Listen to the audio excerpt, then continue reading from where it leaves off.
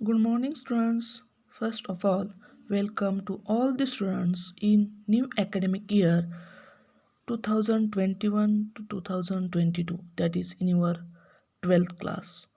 All of you pass your 11th standard by attending online lectures and exams due to pandemic situation due to COVID-19 disease. In this year also, we start our study by attending online lectures and YouTube videos.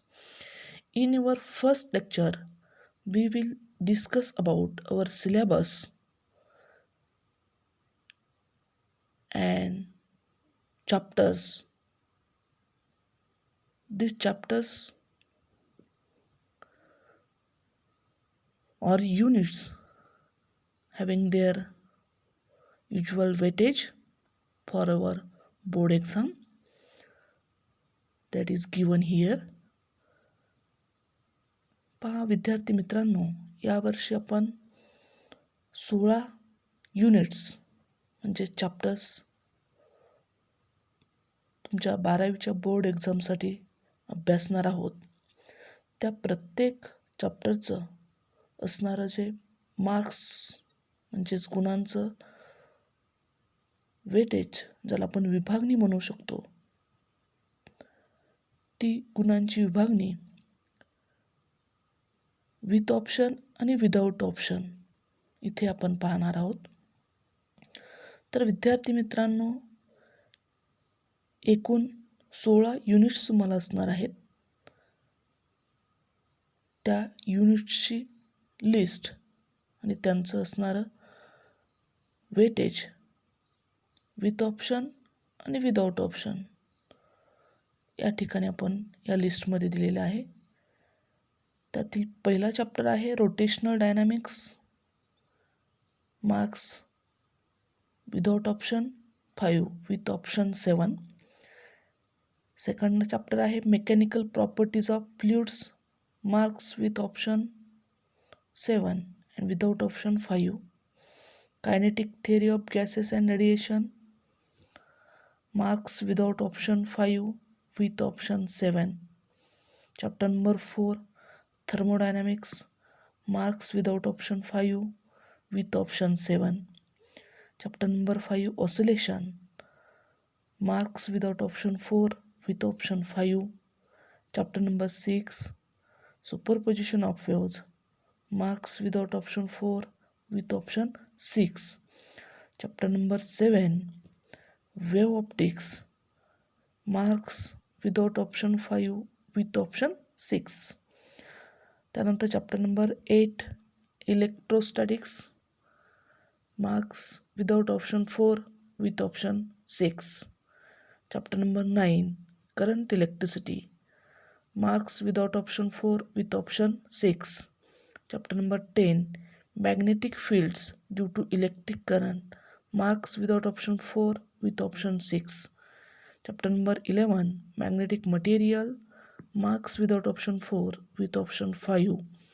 Chapter number 12 electromagnetic induction, marks without option 5 with option 7. Chapter number 13 AC circuits, marks without option 4 with option 6. Chapter number 14 dual nature of radiation and matter, marks without option 4 with option 5. Chapter number 15 structure of atoms and nuclei, marks without option 4 with option 6. And last chapter is semiconductor devices, marks without option 4 and with option 5. अशा प्रकारे आपण marks without option total marks 70 होतात आणि with option total marks 98 होतात.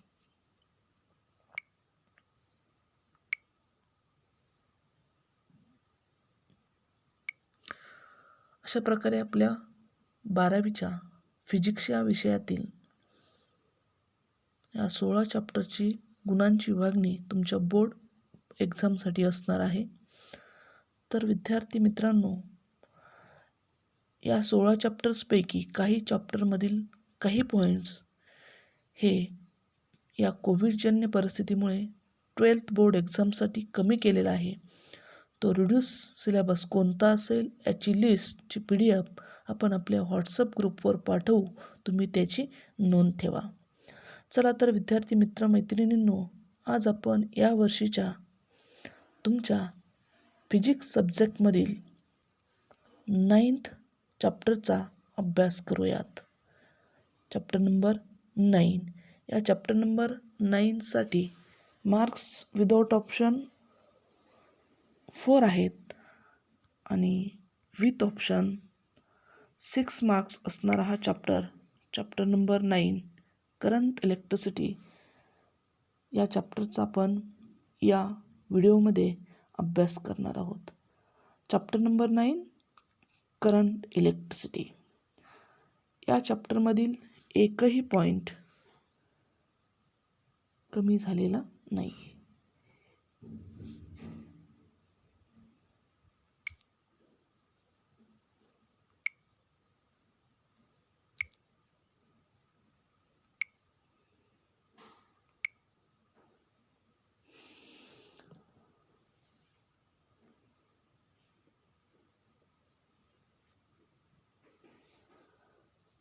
तर विद्यार्थी मित्रांनो, या चॅप्टर नंबर 9 करंट इलेक्ट्रिसिटी हा शिकत असताना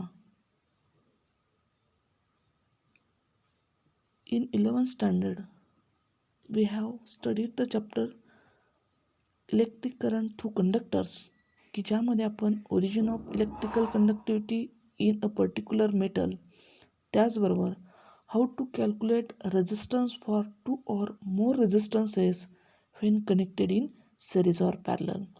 पहा, हा चॅप्टर शिकत असताना 11वीमध्ये आपण अभ्यास केलेला इलेक्ट्रिकल करंट थ्रू कंडक्टर्स या चॅप्टरमध्ये काही कन्सेप्ट्स आपण स्टडी केलेल्या आहेत.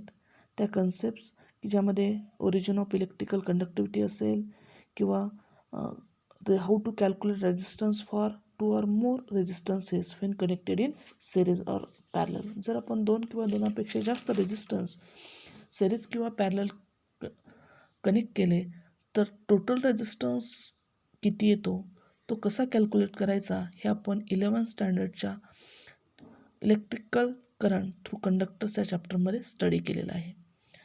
For the study of complex circuit और connection of electrical component we cannot use this simple way. We cannot study in this way, so that we use new laws, that is Kirchhoff's laws. म्हणजे जर आपल्याला complicated circuit study करायचं असेल तर त्यासाठी simple ways जे 11th स्टँडर्डमध्ये आपल्याला शिकवलेले आहेत त्या पद्धतीने आपण करू शकत नाही. तर त्यासाठी आपण काही नवीन लॉज शिकणार आहोत, काही नवीन लॉजचा स्टडी करणार आहोत.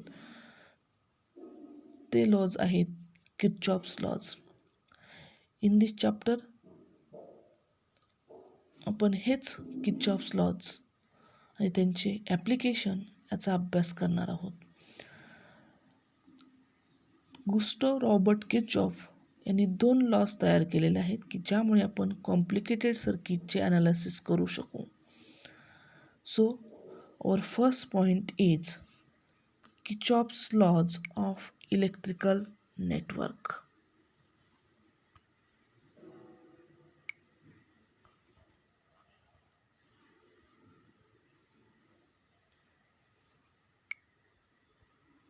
Kirchhoff's laws of electrical network.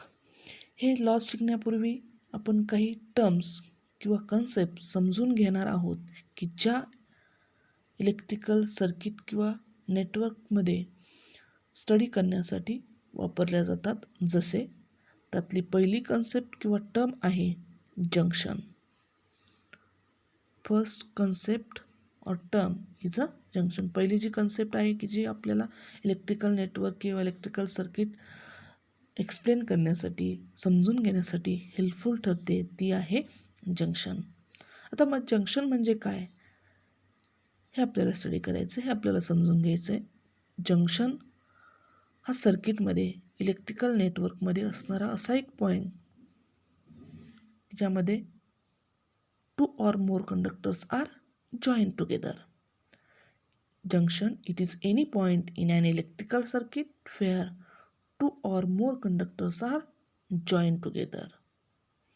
जे 2 किंवा जास्त कंडक्टर एका पॉईंटमध्ये एकत्र येणं त्याला जंक्शन असं म्हणायचं. That is very important concept in any electrical network or in any electrical circuit, that is junction. So we define junction as it is any point in an electrical circuit where 2 or more conductors are joined together. Electrical circuit किंवा नेटवर्कमधला असा point की ज्यामध्ये 2 किंवा 2पेक्षा जास्त conductors एकत्र येतात. That is वर first point, first concept for understanding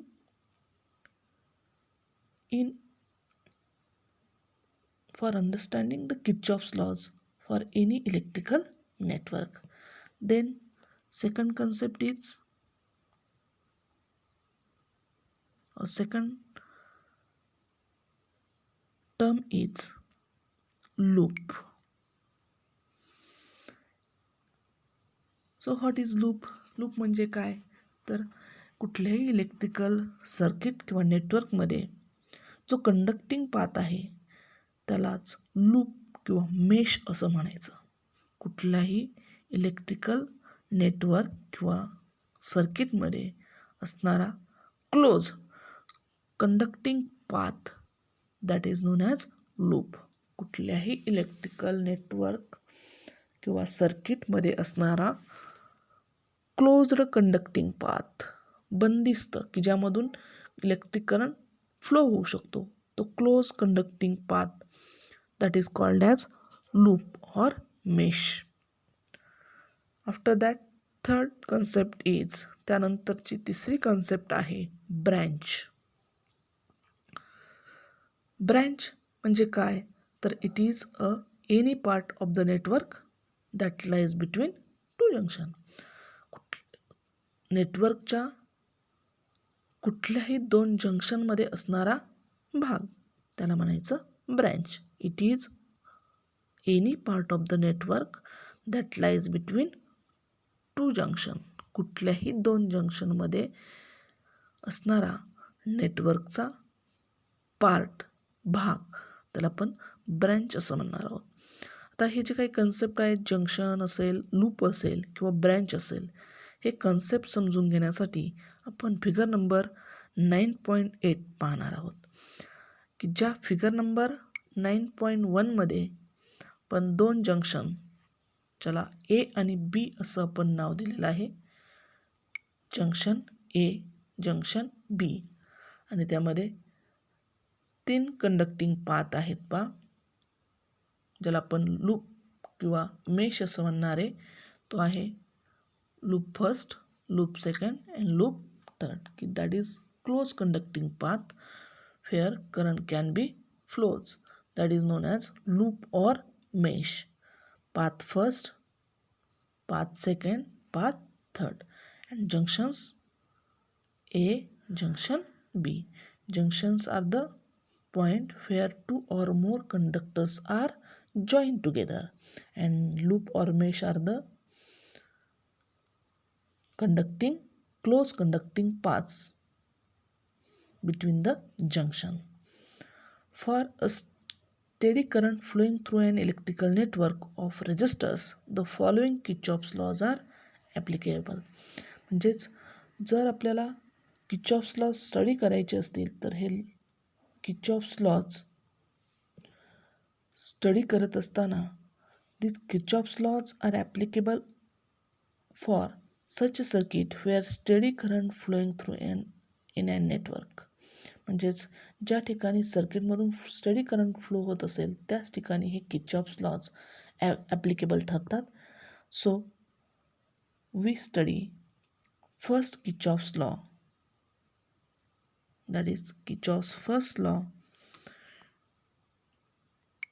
which is also known as current law or junction law. We study Kirchhoff's first law that is also known as current law or junction law. आता ह्या Kirchhoff's first लॉला current law किंवा junction law असं का म्हणायचं, तर in this Kirchhoff's first law, किर्चॉफ्सने त्याच्या फर्स्ट लॉमध्ये करंट विषयी माहिती सांगितलेली आहे आणि जंक्शन संदर्भात करंटची माहिती त्यामध्ये दिलेली आहे. So this Kirchhoff's first law is non as current or junction law. Current law का, तर करंट संदर्भात माहिती, आणि हा जो करंट आहे तो जंक्शनमध्ये काय असतो, किती असतो, हे ह्या किर्चॉफ्स फर्स्ट लॉमध्ये सांगितलेलं आहे किर्चॉफ्सनं. तर ह्या किर्चॉफ्स फर्स्ट लॉमध्ये करंट आणि जंक्शनशी रिलेटेड इन्फॉर्मेशन दिलेली आहे. So what is the statement of Kirchhoff's first law? The statement of Kirchhoff's first law is the algebraic sum of the current at any junction is always equal to 0 in an electrical network. So statement of Kirchhoff's first law is the algebraic sum of electric current at a junction is 0 in an electrical network, that is summation I is equal to 0. The algebraic sum of current at a junction is 0 in an electrical network, that is summation I is equal to 0, where I is the current in the ith conductor at a junction having n conductors. पहा, ह्या स्टेटमेंटमध्ये सांगितलं की algebraic sum जे आहे electric करंटची कुठल्याही जंक्शनला, की जो जंक्शन इलेक्ट्रिकल नेटवर्कमध्ये आहे त्या इलेक्ट्रिकल नेटवर्कमध्ये असणाऱ्या जंक्शनला इलेक्ट्रिक करंटची असणारी जर अल्जेब्रिक सम आपण घेतली तर ती नेहमी इक्वल टू 0 येते. The algebraic sum of current at any junction point is always equal to 0 where that is in an electrical network. कुठे येते ती अल्जेब्रिक सम? जंक्शनला 0, की ज्या ठिकाणी इलेक्ट्रिकल नेटवर्क आपण कन्सिडर केलं, कुठलंही इलेक्ट्रिकल नेटवर्क, आणि कुठल्याही इलेक्ट्रिकल नेटवर्कमध्ये असणारं जंक्शन जर आपण कन्सिडर केलं तर त्या जंक्शनला जे इलेक्ट्रिक करंट आहेत त्या इलेक्ट्रिक करंटची ड्यू टू डिफरंट कंडक्टर्स त्या इलेक्ट्रिक करंटची अल्जेब्रिक सम ही नेहमी काय येत असते? 0 येत असते. That is the Kirchhoff's first law. To prove this law we use some sign conventions. आपल्याला हा लॉ जर प्रूव्ह करायचा असेल की अल्जेब्रिक सम कुठल्याही जंक्शनला कुठल्याही इलेक्ट्रिकल नेटवर्कमध्ये ही नेहमी 0 येते, हे जर आपल्याला प्रूव्ह करायचं असेल तर त्यासाठी we use some sign conventions. त्यासाठी आपण काही साइन कन्व्हेन्शन्स पाहणार आहोत. काय आहेत ते साइन कन्व्हेन्शन्स? म्हणजेच काही साइन कन्व्हेन्शन्स जे आपण पाहणार आहोत की ज्यामुळे algebraic sum at the junction in an electrical network is always equal to 0 येते. That is these sign conventions are given below. That is, the currents arriving at the junction are considered the currents arriving at the junction are considered as positive and the currents leaving the junction are considered as negative. जर आपण हे sign conventions use केले तरच कुठल्याही जंक्शनला algebraic sum जी आहे electric करंटची ती 0 येत असते. कुठले साइन कन्व्हेन्शन आहेत? तर we consider junction where the 2 or more conductors meet. Junction म्हणजे आपण असं पॉईंट कन्सिडर केला की ज्या ठिकाणी कंडक्टर 2 किंवा 2पेक्षा जास्त कंडक्टर्स एकत्र येतात. पण ते जे कंडक्टर्स आहेत त्यातले काही कंडक्टर्स हे काय आहेत की जे करंट घेऊन येतात. त्या ठिकाणी जो अरायव्हिंग करंट आहे which is considered as positive, आणि काही कंडक्टरचे करंट त्या ठिकाणावर घेऊन जातात. तो जो करंट आहे ज्याला आपण लिव्हिंग करंट असं म्हणू, which is considered as negative. असं जर आपण मानलं, हे साइन कन्व्हेन्शन जर आपण वापरले, तरच algebraic sum of electric current at the junction is always equal to 0. काय आहेत ते साइन कन्व्हेन्शन्स? तर the current arriving at the junction are considered positive and current leaving the junction are considered negative. मग हे explain करण्यासाठी आपण figure number 9.2 consider करणार आहोत. या फिगर नंबर 9.2 मध्ये we consider a junction point P in a circuit where 6 conductors meet. यामध्ये आपण P हा जंक्शन कन्सिडर केला की ज्यामध्ये 6 कंडक्टर्स, त्या जंक्शनला 6 कंडक्टर्स एकत्र आलेत पहा, आणि वेगवेगळे करंट त्या ठिकाणी आलेले आहेत. काही करंट्स त्या ठिकाणाहून बाजूला गेलेलं, म्हणजे काही करंट लिव्हिंग करंट आहेत, काही अरायव्हिंग करंट आहेत. म्हणजे 6 कंडक्टर्स एकत्र आलेले आहेत ह्या जंक्शन पॉईंट Pला, आणि त्यामध्ये जर आपण साइन कन्व्हेन्शन वापरले, then we have or we can write I1 minus I2 plus I3 plus I4 minus I5 minus I6 is equal to 0. Equation number 9.1.